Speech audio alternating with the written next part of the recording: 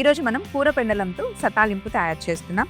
దానికోసం ముందుగా తొక్క తీసేసి ఇలా కట్ చేసుకొని ఉడికిచ్చి పెట్టుకున్నాను అనమాట. కూర పెండలం, పచ్చి కొబ్బరి తురుము, కరివేపాకు, మినప్పప్పు, అల్లం తురుము, పసుపు, ఆవాలు, ఇంకా ఇంగువ మనం వేసుకుంటున్నాం. చాలా సింపుల్ రెసిపీ.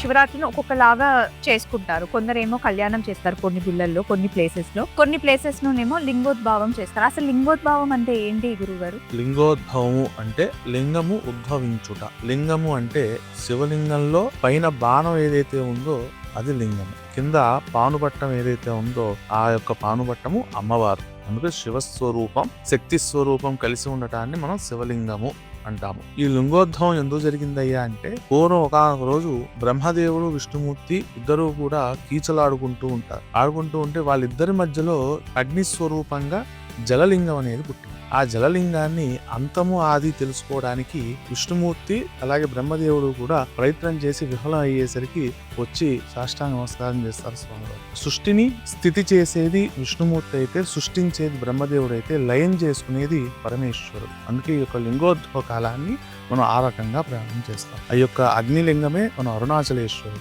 ప్రపంచంలో ఎక్కడైనా సరే అరుణాచలం అనేది ఒక ప్రాధాన్యత. పర్వతము కూడా ఒకానొక సమయంలో విష్ణుమూర్తి, బ్రహ్మదేవుడు అలానే ఈశ్వరుడు లాగా కనిపిస్తారు. అలాగే పార్వతీదేవి పక్కన ఉండి ఇద్దరూ కూడా సంవాదించుకుంటూ ఉన్న విజువల్స్ అనేవి మనకు కనిపిస్తూ ఉంటాయి ఆ పర్వతంలో. అలానే బ్రహ్మదేవుడు, అలాగే వినాయకుడు, అలాగే కుమారస్వామి వారు అందరూ కూడా కూర్చుని ఉన్న రూపం కూడా ఆ యొక్క పర్వతంలో కనిపిస్తుందని చెప్పి ప్రగాఢ విశ్వాసం. అరుణాచలంకి మనం అనుకొని ప్లాన్ చేసుకొని వెళ్దాము అంటే వెళ్ళలేమంట కదండి? అవునమ్మా, ఎన్నో జన్మలు పుణ్యం చేస్తే గాని అరుణాచలేశ్వరు యొక్క దర్శనం కలగదు. అగ్నిలింగానికి ఎప్పుడైనా దర్శనం చేసుకోవాలి అంటే మనం ఏదైతే ప్రాధాన్యతగా మనం చేసుకుంటూ వస్తున్నామో, అంటే ఒక చిత్రగుప్తుడు ఒక గీత గీస్తారంటారు. చిత్రగుప్తుడు ఎందుకు గీత గీస్తాడు అంటే, అక్కడ దాకా చేసిన ఫలితాలు ఏవైతే ఉన్నాయో, అంటే పాప పుణ్యాలు ఏవైతే ఉన్నాయో అవన్నీ లెక్కించి ఒక గీత గీస్తారు. అరుణాచలేశ్వరుడు దర్శనం చేసుకున్నారు అని. అలాగే మహాశివుడికి అభిషేకం అంటే చాలా అభిషేక ప్రియుడు అంటారు కదా. అవును. సో పూజ చేయడం రాని వాళ్ళు, సో మంత్రాలు చదవడం రాని వాళ్ళు కూడా శివుడికి ఓన్లీ అభిషేకం చేస్తే సరిపోతుంది అంటారు. అది నిజమే?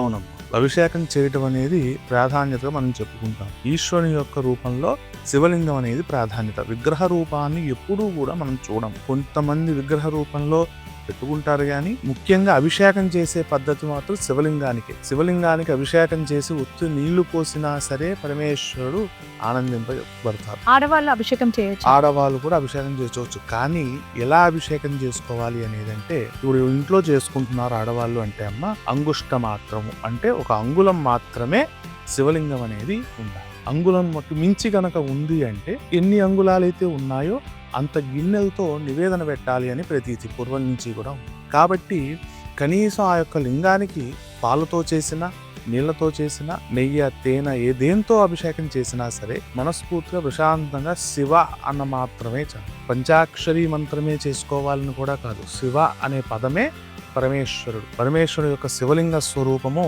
లింగాకారం, ఈశ్వరుడు పానుబట్ట అమ్మవారు. శ్రీ అంటే ఉమ అని అర్థం. కాబట్టి ఉమ అంటే అమ్మవారు. అందుకే అర్ధనారీశ్వరుడుగా మనకి దర్శనం ఇస్తారు. కూర పెండలం సతాలింపు తయారు చేసుకుందాం. మూకుడు పెట్టేశాను.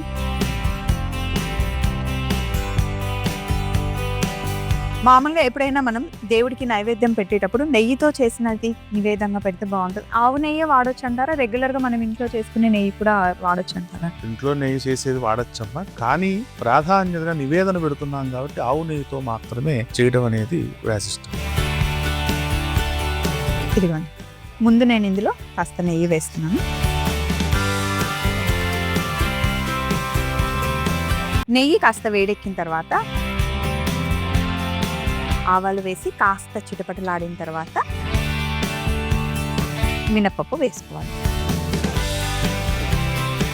ఈరోజు జాగరణ చేసే వాళ్ళందరూ ప్రవచనాలకు వస్తారా అండి? సాయంత్రం నుంచి కాదు, ఉదయం నుంచి కూడా ఉంటారు అక్కడేను. తెల్లారే వరకు కూడా ఆ యొక్క అభిషేకాలు జరుగుతూనే ఉంటాయి. అలాగే కాస్త అల్లం,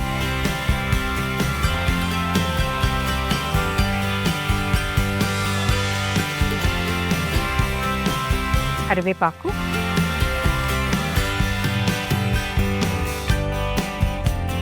ఇందులోనే కొద్దిగా ఇంగువ, పసుపు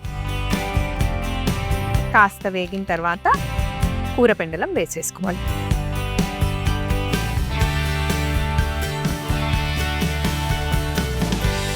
ఉప్పు వేసుకోవాల్సిన అవసరం ఏం లేదండి, కొబ్బరి వేస్తే సరిపోతుంది.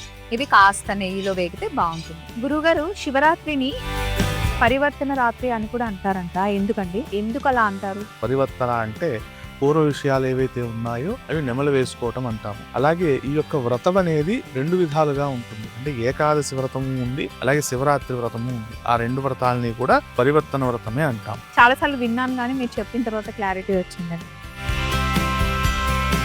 పచ్చి కొబ్బరి తురుము వేసేస్తున్నాం.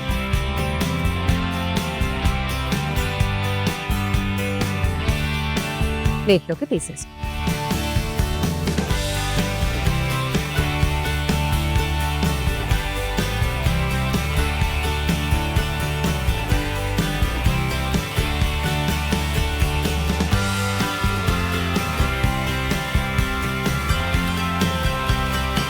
కూర పెండలం సతాలింపు తయారీ విధానం. కూర పెండలంని తొక్క తీసి కట్ చేసి ముందుగా ఉడికించి పక్కన పెట్టుకోవాలి. పాండీలో కాస్త నెయ్యి వేసుకొని ఆవాలు, మినపప్పు, అల్లం తురుము, కరివేపాకు, ఇంగువ, పసుపు వేసి కాస్త వేగిన తర్వాత కూర పెండలం ముక్కలు కూడా వేసి కాస్త వేగాక చివరగా పచ్చి కొబ్బరి తురుము వేసి ఒకసారి కలిపి బౌల్లోకి తీసుకుంటే కూర పెండలం సతాలింపు రెడీ అవుతుంది.